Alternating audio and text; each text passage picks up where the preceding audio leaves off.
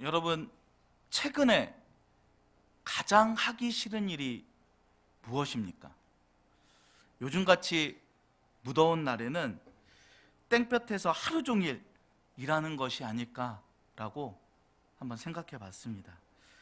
최근에 책 한 권을 봤는데요, 책 제목이 뭐냐면 하기 싫은 일을 하는 힘이라는 책입니다. 이 책의 주제는 대단히 간단합니다. 계속하지 못하고 쉽게 포기하는 자신의 문제를 어떻게 해결할 수 있는가, 그거에 대해서 이 책이 계속 이야기하고 있습니다.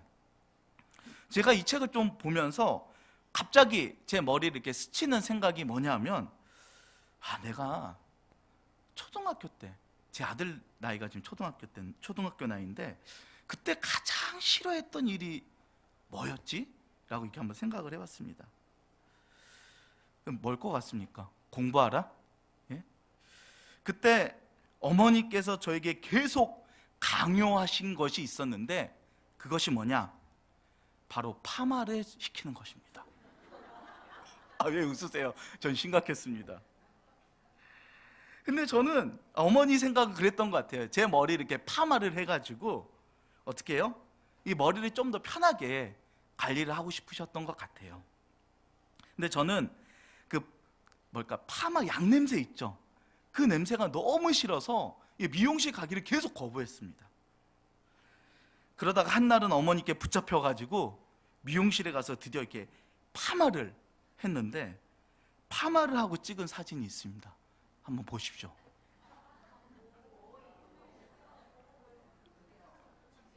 좀 귀엽지 않습니까? 제가 제 입으로 말하긴 좀 그렇지만, 제가 파마를 억지로 한 다음에 한동안 이발을 하지 않으니까 저한테 되게 유익이 되더라고요. 귀찮은 거 하나 덜은 거 아닙니까? 저한테 너무 좋더라고요. 파마할 때 양냄새만 참으면 이 파마를 또 할 수 있겠더라고요. 근데 한 번도 더 하지 않았습니다. 그때 제가 깨달은 것이 하나 있는데, 뭐냐? 내가 하기 싫은 것이라도 순종을 하면 나에게 유익이 되는구나 라는 것을 저는 좀 깨닫게 되었습니다. 오늘 본문에도 정말 하기 싫은 일을 순종하는 인물이 등장합니다. 그 사람은 바로 다윗입니다. 오늘 본문 14절을 보면 사울 왕은 하나님의 영이 떠나고 하나님께서 부리시는 악령이 그를 번뇌케 합니다. 14절 말씀을 같이 한 목소리로 읽어볼까요? 여호와의 영이 사울에게서 떠나고 여호와께서 부리시는 악령이 그를 번뇌하게 한지라. 사울의 번뇌는 대단히 심각했습니다. 이 번뇌하게 하다의 원어적 의미는 무서워하다, 벌벌 떨다. 특별히 고난 속에 있던 욥이 자신의 생일을 저주할 때 이 단어를 똑같이 씁니다. 차라리 내가 태어나지 말았어야 했는데. 그러니까 완전히 자포자기한 그 마음의 상태예요. 이것은 단순히 우울증이나 순간순간 폭발하는 그런 발작이 아닙니다. 마음의 평안을 아주 송두리째 빼앗긴 거예요. 그뿐만 아니라 그의 영과 육이 공포와 피해의식과 가대망상과 복수심 등으로 완전하게 사로잡힌 아주 심각한 상황이었습니다. 그런 사울을 바라보는 신하들이 한 가지 권면을 하는데요, 음악 치료를 받으십시오 라고 권면을 합니다. 그리고 사울은 그 음악 치료를 허락합니다. 저는 이 장면을 바라보면서 너무나 안타까웠어요. 왜요? 사울의 주변에는 사울을 위한 진정한 영적 동역자는 한 명도 없구나 라는 사실이 너무나 안타까웠습니다. 사울에게 진정한 영적 동역자가 있었다면 음악 치료를 받으라고 조언을 했겠습니까? 아닙니다. 사울 왕이요, 당신이 하나님의 말씀에 불순종하였기 때문에 하나님의 영이 떠나갔습니다. 하나님 앞에서 참된 회개를 해야 합니다. 그리고 선지자 사무엘에게 중보 기도를 부탁하십시오. 이게 진정한 영적 동역자의 조언이 아니었을까요? 하나님 앞에 불순종하고 중대한 죄를 범한 사울 왕에게 필요한 진리는 요한일서 1장 9절의 말씀입니다. 우리가 같이 한 목소리를 읽으면 좋겠습니다. 만일 우리가 우리 죄를 자백하면 저는 미쁘시고 의로우사 우리 죄를 사하시며 모든 불의에서 우리를 깨끗게 하실 것이요. 아멘. 죄를 지은 모습 그대로 하나님께 나아가서 그 모습 그대로 하나님께 고백하면 반드시 우리 죄를 용서하시고 치료해 주실 줄 믿으시기 바랍니다. 그러면 그 마음속에 성령의 은혜가 다시 스며들고요, 다시 내 눈에서 감격의 눈물이 흐르고요, 내 영이 치유함을 받습니다. 죄로 인하여 나의 상태가 좋지 못할 때, 죄를 직면하지 못할 때 세상 사람들이 하듯이 다른 사람을 원망하지 마십시오. TV를 틀어 전지적 참견 시점을 보며 헛헛한 웃음을 짓지 마시고, 수요 미식회에 나오는 맛있는 음식을 본다고 또 10,000원에 4캔 하는 수입 맥주를 마시는 소확행으로 우리의 상한 심령이 회복되지 않습니다. 이거는 또 다른 도피입니다. 상한 심령 그대로 하나님께 나아가서 하나님께 도움을 구하면 하나님께서 반드시 치료하십니다. 이 방법만이 나의 영혼을 회복시켜 주시는 유일한 방법인 줄 믿으시기 바랍니다. 그런데요, 너무나 안타깝게도요, 사울은 이 문제의 본질을 파악하지 못합니다. 하나님께 회개하지 않고 어디 수금 잘 타는 사람 있냐? 라고 신하들에게 물어봅니다. 그리고 한 소년이 18절과 같이 대답합니다. 같이 한 목소리 읽겠습니다. 소년 중 한 사람이 대답하여 이르되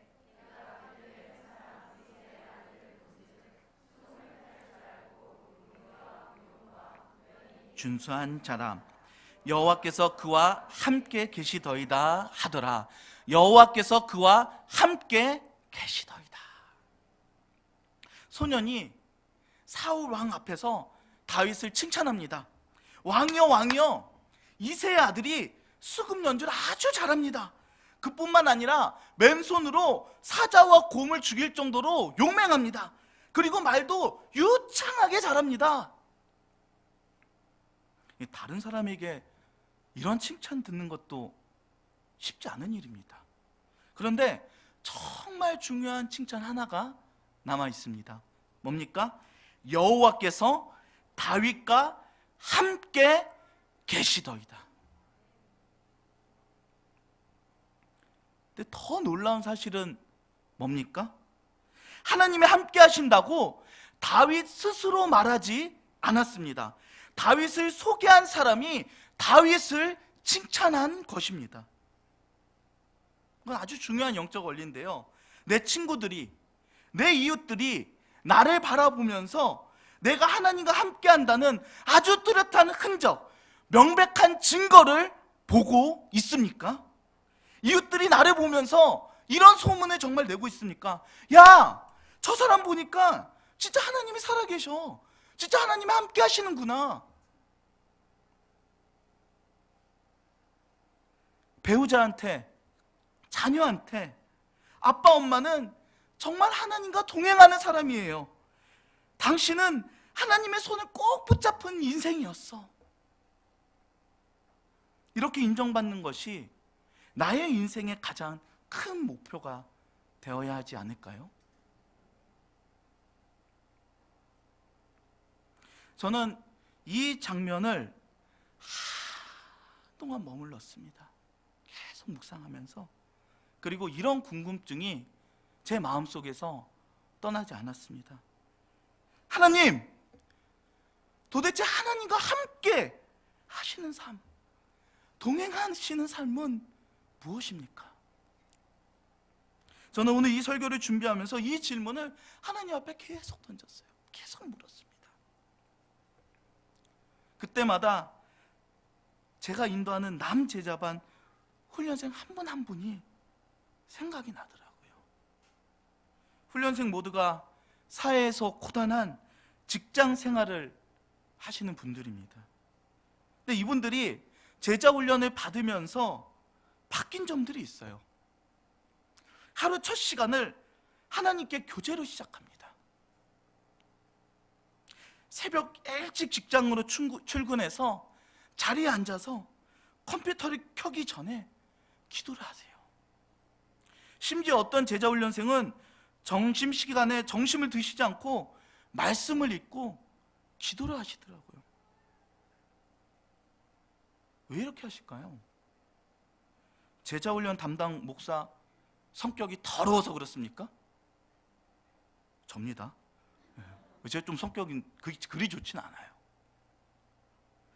그러면 요즘 애들 말로 정말 쪽팔려서 그렇습니까? 아니에요. 훈련생의 과제물에서 고백한 내용에 그 답이 있는데요, 제가 너무나 큰 감동과 도전을 받았어요. 제가 그대로 한번 읽어드리겠습니다. 하나님, 오늘 진행되는 미팅들 속에서 내 욕심과 의지는 무너뜨리고 오직 아버지의 계획을 사모할 수 있도록 간절히 기도합니다. 또 다른 분의 고백입니다. 오늘 일 잘하지 못하는 직원들을 너무 과하게 혼내지 않게 하소서. 그들을 사랑하는 마음, 섬길 수 있는 마음을 부어주소서. 그 직원을 미워하는 마음을 사랑할 수 있는 마음으로 변화시켜 주옵소서. 또 다른 분의 간절한 기도입니다.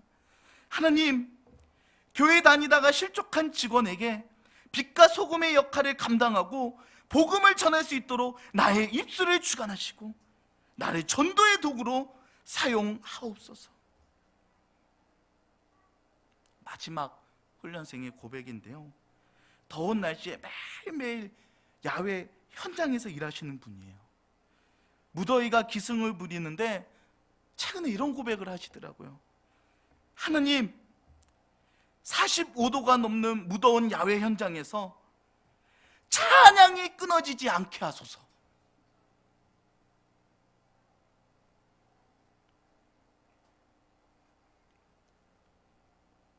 제가 마지막 이 고백을 듣는데 마음이 먹먹해지더라고요. 왜 제자훈련생들이 하나님께 이렇게 부르짖으며 기도합니까? 왜 하나님을 붙잡습니까?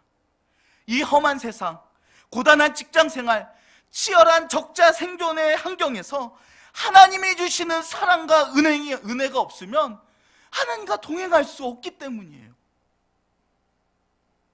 이사야 55장 6절을 우리가 다 같이 한번 고백했으면 좋겠는데요, 같이 한번 고백하겠습니다. 너희는 여호와를 만날 때에 찾으라, 가까이 계실 때에 그를 부르라. 아멘. 여호와를 만날 만한 때에 찾고 가까이 계실 때 그를 부르라. 하나님, 도와주세요. 내가 주님께 부르짖습니다. 하나님, 만나주세요. 내가 주님을 찾고 있습니다. 이렇게 하나님께 나아가고 찾고 부르짖는 자마다 하나님께서 만나주시고 함께 동행하실 줄 믿으시기 바랍니다. 사울 왕은요, 이새에게 아들 다윗을 보내라 라고 요청을 합니다. 20절에서 이새는 사울 왕의 명령에 순종합니다. 우리 20절 말씀을 같이 한번 읽겠습니다. 이새가 떡과 한 가죽 부대의 포도주와 그의 아들 다윗을 시켜 사울에게 보내니, 이새는 아들 다윗을 빈손으로 사울 왕에게 보내지 않습니다. 떡, 포도주, 염소 새끼를 사울 왕께 예물로 보냅니다.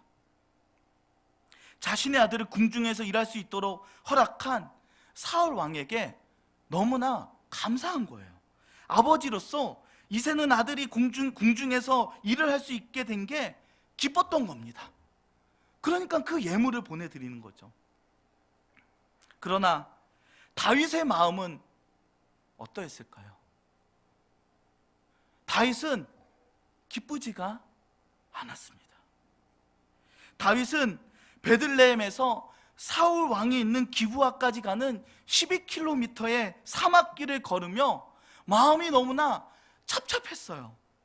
하나님, 저를 기름 부어 사울 왕 대신 저를 왕으로 삼지 않았습니까? 제가 말도 잘 안 나오네요. 다시 하겠습니다. 처음 듣는 것처럼 들어주십시오. 하나님, 제가 기름 부음 받았다는 사실을 사울 왕이 알면 당장 저를 죽일 것입니다. 반역죄니까. 왜 제가 그곳으로 가야 합니까? 왜 제가 사울 왕을 섬기러 갔는지 도대체 모르겠습니다.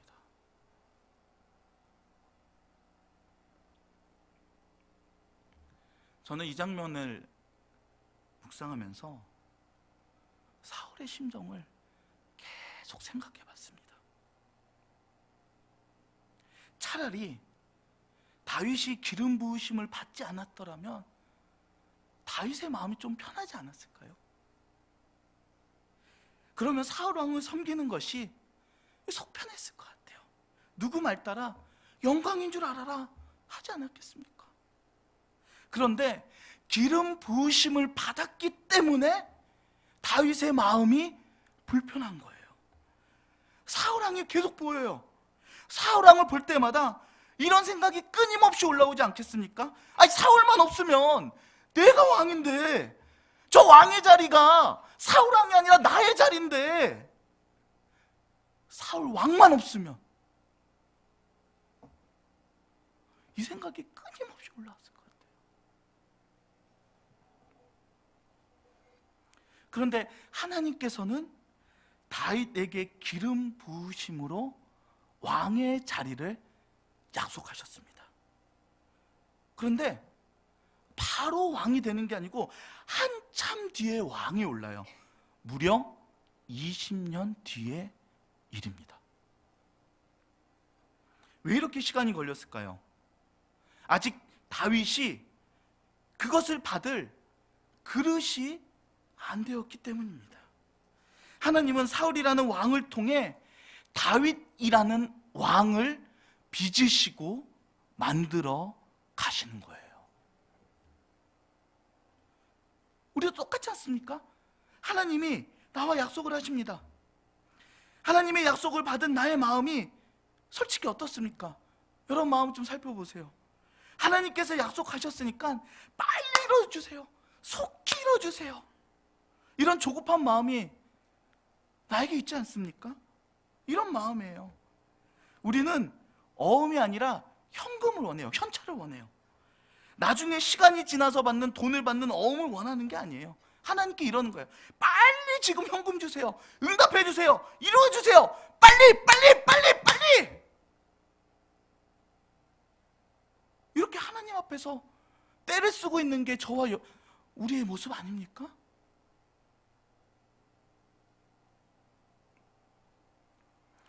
그러나 하나님은 약속을 받을 그릇이 되기까지 다듬으시고 고통으로 만들어 가십니다. 나의 사울 왕을 통해. 고난 가운데 있으십니까?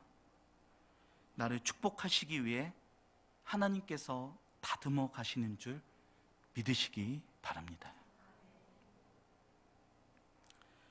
그런데 정말 놀라운 사실은요, 다윗은 이런 하나님의 마음과 계획을 정확하게 깨달았습니다. 깨달을 뿐만 아니라 21절과 같은 아주 놀라운 순종을 보여줍니다. 21절 말씀이 너무 중요한 말씀인데요, 같이 한 목소리로 읽겠습니다. 다윗이 사울에게 이르러 자기의 무기를 드는 자로 삼고.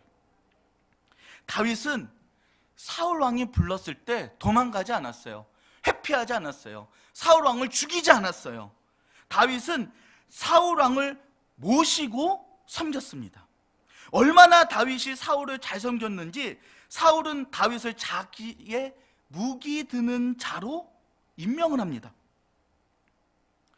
그 당시 이스라엘과 그 대적 블레셋의 무기를 비교해 보면 이 무기 든 자가 얼마나 중요한 위치인지 깊이 깨달을 수 있습니다.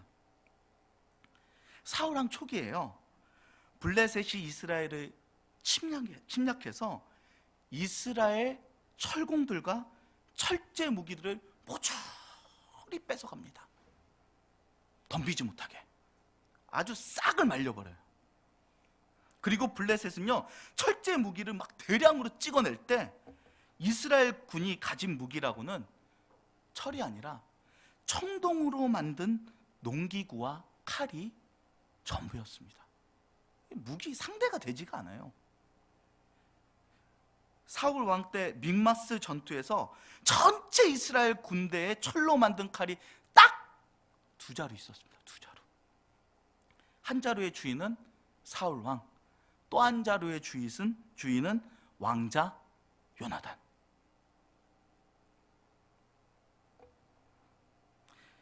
이스라엘에 딱 두 자루 있는 칼 중에 한 자루를 다윗이 맞는 거예요. 그것도 전투 중에 왕의 생명과 직결된 사울 왕의 칼을 담당하는 자가 다윗입니다. 그래서 메시지 성경에서는요, 무기 맡은 자를 이렇게 기록합니다. 같이 읽겠습니다. 다윗은 사울에게 가서 그 앞에 섰다. 사울은 첫눈에 그가 마음에 들어 자신의 오른팔로 삼았다. 다윗은 사무엘에 의해 왕으로 기름 부음 받지만 20년 동안 왕이 되지 못합니다. 20년 동안 다윗은 왕처럼 보이지 않는 왕이었어요. 그런데 다윗이 기름 받은 왕이 된 후에 궁중에서 제일 먼저 한 일이 뭔지 아세요? 나쁜 왕 사울의 오른팔이 되어 신복이 되어 나쁜 왕을 섬기는 것이 다윗의 첫 번째 미션이었습니다.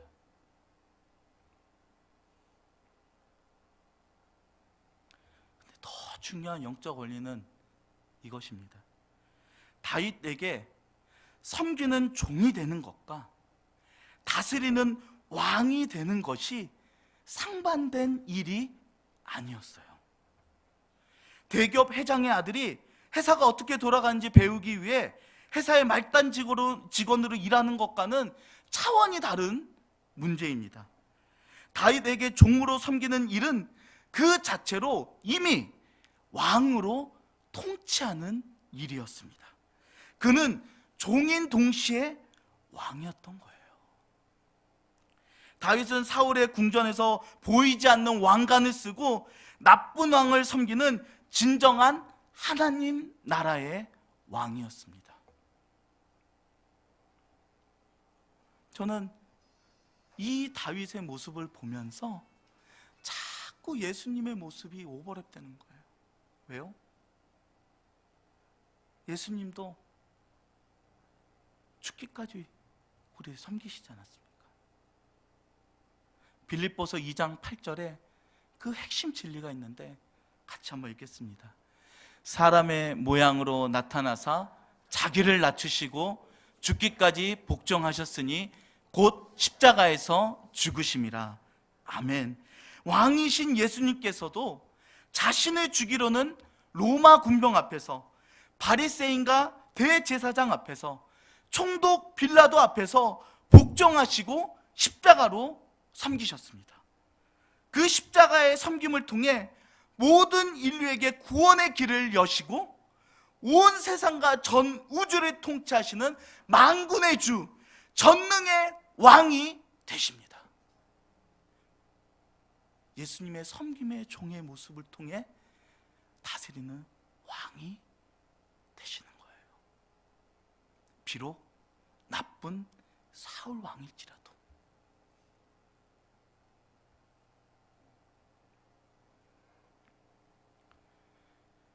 사랑하는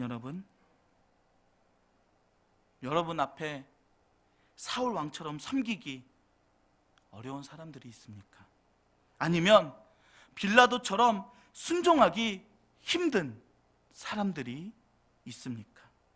저는 오늘 이 시간 이 자리에서 우리 입술에서 이런 기도가 터져 나왔으면 좋겠습니다. 왕이신 하나님, 직장 상사를 섬길 수 있는 겸손한 마음을 부어 주옵소서. 성령 하나님, 시어머니를 품을 수 있는 예수님의 마음을 나에게 허락하여 주옵소서. 하나님 나라의 왕권을 가진 하나님의 자녀로서 세상 왕을 섬길 수 있는 능력을 부어 주옵소서. 오늘 이런 은혜가 우리 가운데 충만하기를 주님의 이름으로 축원합니다. 오늘 우리가 이 찬양